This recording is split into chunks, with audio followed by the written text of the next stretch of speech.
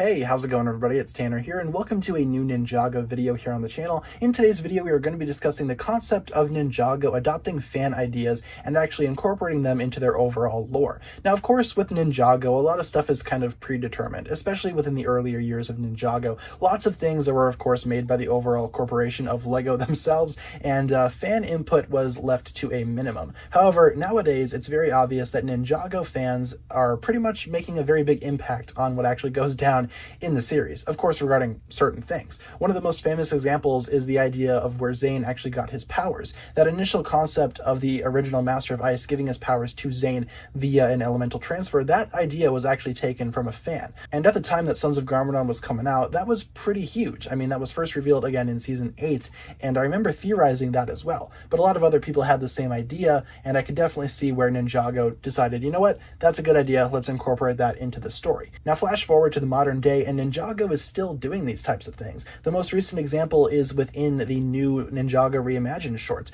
One of them is literally a fan idea, that one specifically being the Acronix and Crux versus Wu battle.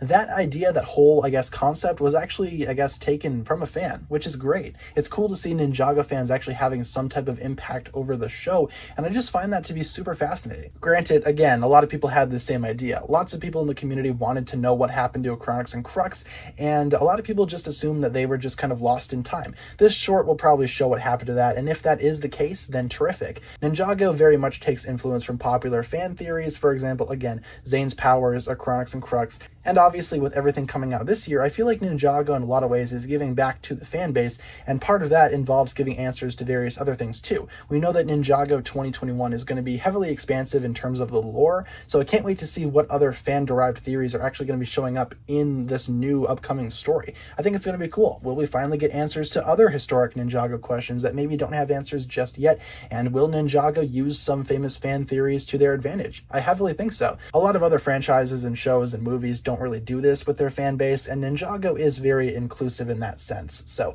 once again, big props to the Ninjago team. Big shout out to all the writers, everyone that works on it, the producers, the creators, everybody involved. I very much think it's a great idea to take influence from fan-derived theories and incorporate them into your story somehow. That makes Ninjago feel a lot more inclusive, and it makes the overall Ninjago community feel more like a family rather than a fan base. So just wanted to give my 2 cents on that here. I think what Ninjago is doing is fantastic, and I hope they keep it up in the future because this is definitely something that makes Ninjago stand out. Hopefully you guys enjoyed the video. Let me know down below in the comments what other fan theories you would like to see Ninjago adopt into their TV show, and hopefully you guys enjoyed the video. If you did, feel free to like, comment, subscribe, do all that fun stuff, and check out the links down below in the description for my other forms of social media. As always, big shout out goes out to my Patreon supporters, including once again the marvelous Jan. Thank you guys so much for watching this video. Once again, my name is TannerFishies, and with that I bid you farewell.